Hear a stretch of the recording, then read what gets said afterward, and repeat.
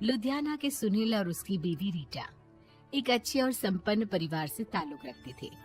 एक दिन रीटा की भाभी उसके घर आती है। रीटा, तुझे तो पता है तेरा भाई कुछ नहीं करता, ऊपर से 2 बच्चों की जिम्मेदारी, बेटी भी बड़ी हो गई है। तू तो बुआ है, कुछ मदद कर सकती है तो कर देना। कहाँ पैसे हैं भाभी, बस समझ लो किसी तरह हम लोग भी दिन काट रहे हैं। 2 ही तो कार है और मेरी बेटी भी बड़ी हो रही है। अब उसके लिए कार लेनी है तो 10 लाख का खर्चा तो लग ही जाएगा। तभी वहाँ सुनील आ जाता है।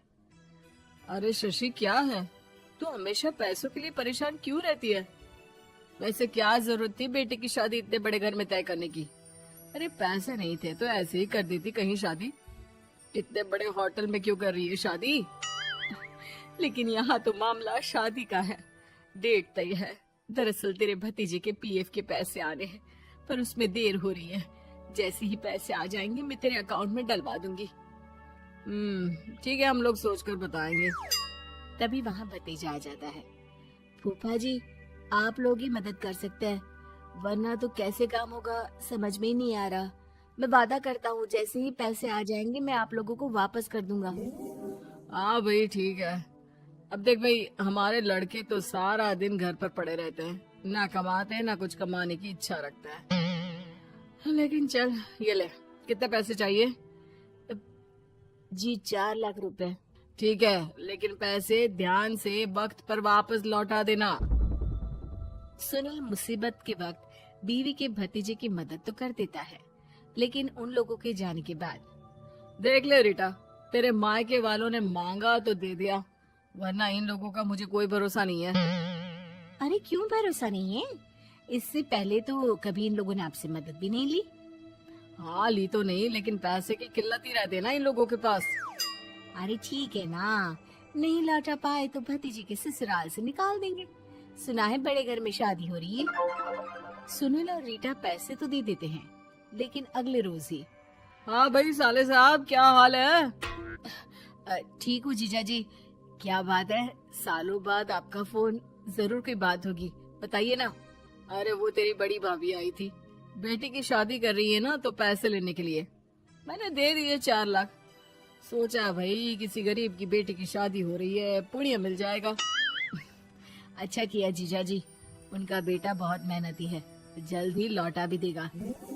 वहीं रीटा भी फोन करके हर किसी को पैसे देने की बात करती है। रीटा की भाभी शशि के पास उसके भाई का फोन आता है। तूने सुनील से पैसा लिया है क्या? नहीं भाई, सिर्फ बात की है, बोल तो रहा है कि दे देगा। वो लोग मदद करने वालों में से नहीं है, और मदद कर भी दे लेकिन समाज में गा गा कर हालत बुरी कर देते हैं। अब गाने दीजिए ना भाई, मैं क्या कर सकती हूँ, मेरे पास कोई ऑप्शन भी तो नहीं है। बेटी की अगले हफ्ते शादी जो है। शशि की बेटी की शादी हो जाती है, लेकिन शादी के 1 महीने बाद ही सुनील का फोन भतीजे के पास आता है। हाँ भाई, शादी तो हो गई हम लोगों की दुआ से। अब देख, ऐसा ही फायदा होता है पैसे वाले रिश्तेदार हो तो।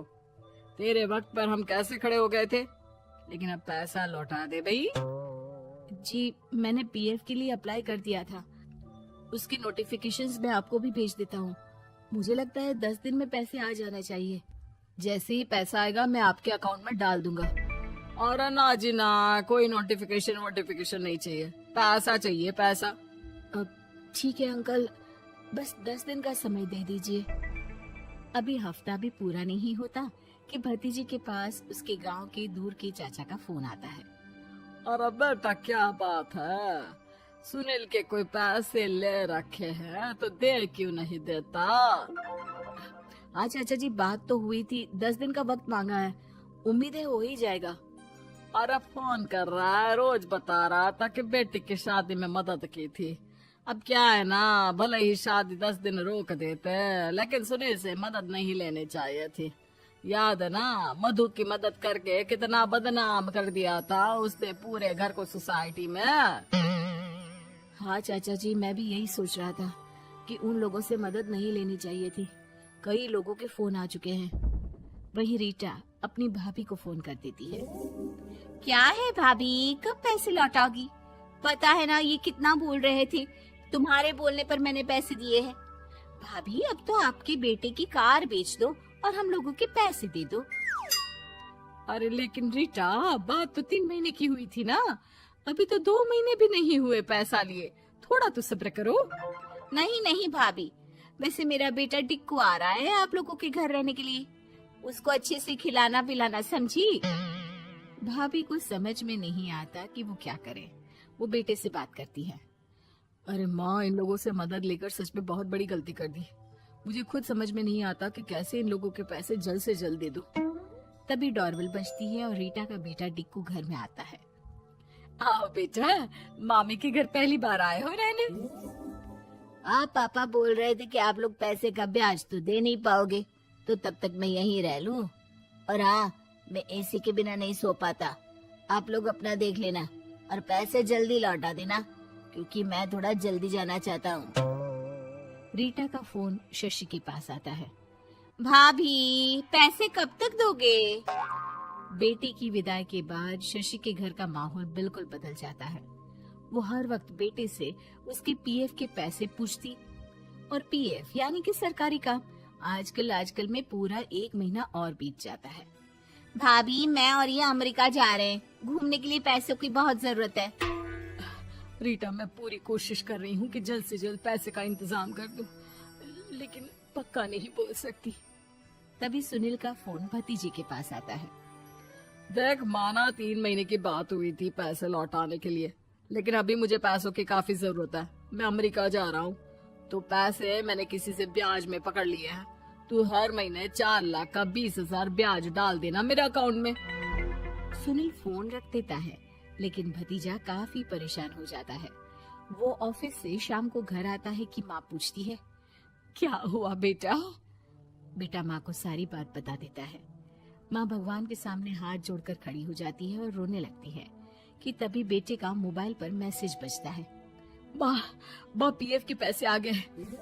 और वो ऑनलाइन ही सुनील के पैसे वापस कर देता है। भला हो भगवान का। लेकिन आज एक बात तो समझ में आ गई, मदद हमेशा उन लोगों से लो जो मदद के बदले आपसे मदद में दी गई रकम ही वापस लें, ना कि समाज में आपकी इज्जत।